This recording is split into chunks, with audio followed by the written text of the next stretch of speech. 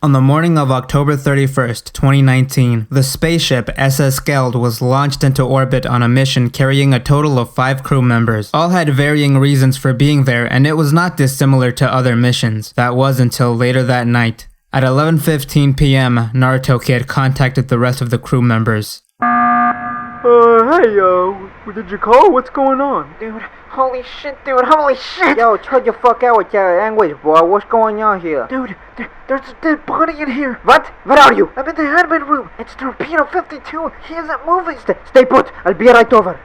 The crew all arrived shortly after and found Torpedo lying in front of the computer with multiple stab wounds to the back. The murder weapon was found to be a purple Sharpie, literally sharpened on one end. The incident appeared to be the 4th attack, but with the media dubbed as the Sharpie Shanker. However, as the movie rights were recently sold, we shall refer to him as the Purple Imposter for legal purposes. The Purple Imposter was an unknown individual who had been sneaking into ships and murdering the rest of the crew members on board. The revelation that the Purple Imposter was likely on board the current flight panicked the rest of the crew members. However, there was hope. Vassals was actually a world-class detective and interrogator with 20 years of prior experience under his belt. He had been responsible for bringing in other offenders to justice, such as the Machete Slasher, the Anthrax Adulterer, and Bob the Jaywalker. His sole reason for being on the ship to begin with was he had recently set his sights on tracking down the Purple Imposter. The crewmates felt more at ease once Detective Vassals showed them his credentials. He explained to them that he wanted to interview them one by one. Vassals was an expert body language analyst and felt positive he could identify the killer if he had time with each of them individually. Enter Franklin Montero Jr., or equally as uncommonly known by his stage name,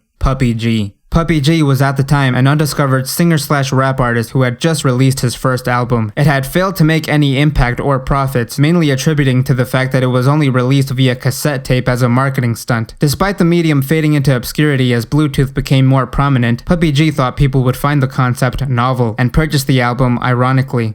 They did not. This bankrupted Puppy G, despite his entire reason for starting a rap career in the first place was to make enough money to hire a lawyer. He was recently charged with stealing thousands of dollars of product over the course of 10 years from multiple pizza establishments, and also for Battery. His sole reason for being at that ship was to fill up his community service hours for the Battery. To the surprise of Detective Vassals, Puppy G came forward wanting to be interviewed first, claiming he had info relating to the identity of the killer. The fact that he was the only artist, his words, to have recently released music via physical cassette gave credence to his claim that he had recently used the computer in the security room to check sales data when he had an interaction with the victim moments before the deadly attack. Detective Vassals was well aware of Puppy G's financial issues. Considering there was an award of $100 grand for information leading to the arrest of the Purple Imposter, this raised his suspicions. Ultimately, they both agreed to meet in the med bay turned interrogation room.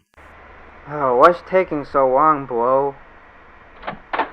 Hey, Puppy G, what's up, my dude? Sorry for the wait, I just had to pee real quick.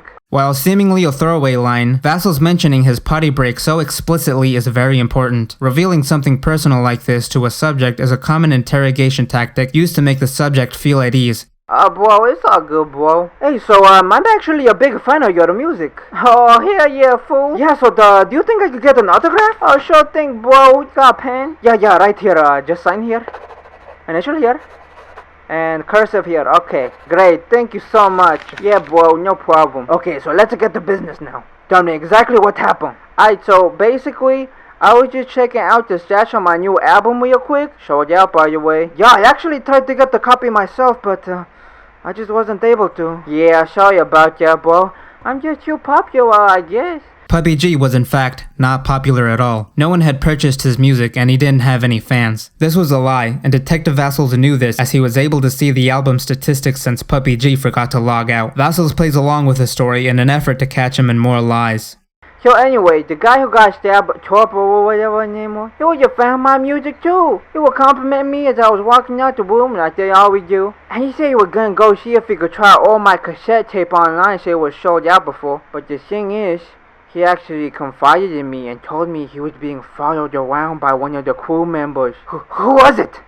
Dr. Something. What are you talking about? There's no one on this ship named Dr. Something. What? Dr. Something is Jeremy W5. You don't know who Dr. Something is? Oh, well, I'm not aware of that. Well, I guess I shouldn't be surprised. He's a has-been after all. So you knew this person prior to all of this? Yeah, he's like my rival. But really, he's just this hacky wapper who thinks he's better than me when he's not. In reality, Detective Vassals was fully aware of Jeremy's prior career as Dr. Something. Vassals was a fan after all, owning all of his music, digitally of course. As the single most popular rap artist around the globe before he retired for a life of philanthropy, Dr. Something needs no synopsis. But what does need clarification is that he had no prior relationship to Puppy G. And yes, Dr. Something is a real doctor, receiving a doctorate for nursing in 2013. Okay, so what you're saying is you believe Jeremy is the killer. Pretty sure I saw him stalking Torp Show. But hey man, I don't know what to tell you other than yeah, it was him. Throw him in jail. Now why do you believe he'd do that? Well, considering that everyone's buying his music and my music and not his, he's probably jealous. Okay, Mr. G, I think I've heard enough. Awesome. So, you happen to know how we go about getting the prize money, or... Oh, yeah, sure, I can actually help set that up. Hell yeah, bro. But, just one more question. Do you think Torpedo 52 would be able to corroborate your story? Who, yeah, the guy who got stabbed. Well, what do you mean, didn't he die? Oh no, he survived. We got him in time and Jeremy has a medical degree, so he's been treating him. He told me he's likely to make a full recovery. See, I asked because when we found Torpedo at the computer, he was actually listening to Dr. Something's music on YouTube via his Bluetooth speakers. Not, trying to purchase your music as you claimed. Oh, fuck. Oh, fuck indeed. Is there a problem here? Oh, yeah. Sorry, boys. I think I gotta go now. You weren't lying, were you, Mr. G? The paper you signed was actually a legal document putting you under oath, so any lying you might have done would be considered a felony. What? You didn't tell me that! Aren't you like a cop or something? Cops can't lie to people! They can. Isn't that illegal or something? It's not. Well, I'm not an officer, I'm a detective, and based off of my conversation with you, I'm starting to think you might have been the one that attempted to kill Torpedo so you could frame Jeremy. Okay, look, I lied about knowing who killed him, okay? But I swear I had nothing to do with the stabbing. I'm not guilty! Did the people say what? What? He has just confessed to committing the attempted murder. Vassals used a state-of-the-art interrogation technique called the X says what technique, a variant of the I know you are, but what am I technique. It is considered a confession and can be used against him in court. Okay, Mr. G, so what's happening now is I'm detaining you. You are no longer free to leave. No, you can't do this to me! You said you weren't even a cop, man! It's called a citizen arrest, sir. Now please, levitate your hands behind your back. I'm cuffing you. No! No!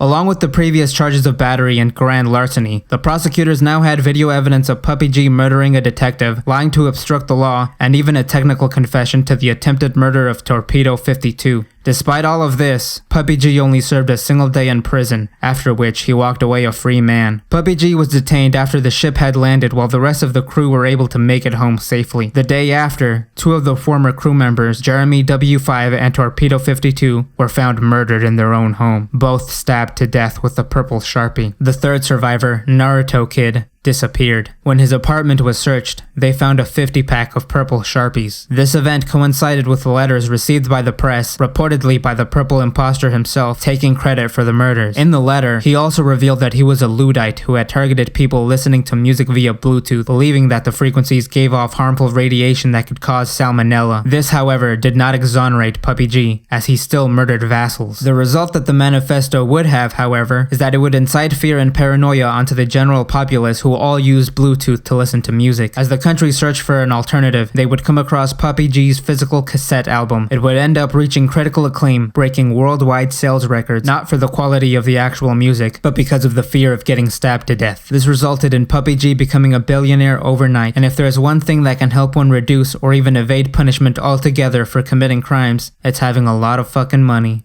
If you have any information that could lead to the arrest of the purple imposter, or if you just want to talk or something, please dial this number. Whoa, bro, you need to chill your fuck out, bro.